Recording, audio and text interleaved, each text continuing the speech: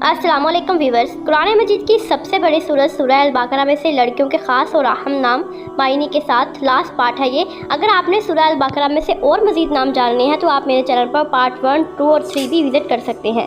तो पहला नाम है हमारे पास सकीना। इसके मायने है तसल्ली, इत्मीनान और सुकून और ये आयत नंबर 248 में है।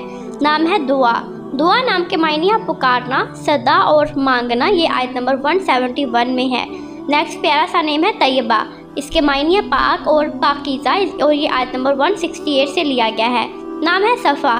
सफ़ा बहुत मशहूर नाम है। इसके मायने है अल्लाह की निशानी यानी पहाड़ और ये आयत नंबर 158 में है। नाम है कुर्बा। कुर्बा नाम के मायने है कराबतदार, रिश्तेदार और ये आयत नंबर 83 से लिया गया है। नाम है विजहा। विजहा नाम के मायने है एक सिमत और रुख और ये आयत नंबर 148 में है।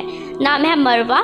मरवा नाम के मायने है अल्लाह की निशानियाँ यानी पहाड़ और ये आयत नंबर 158 में है।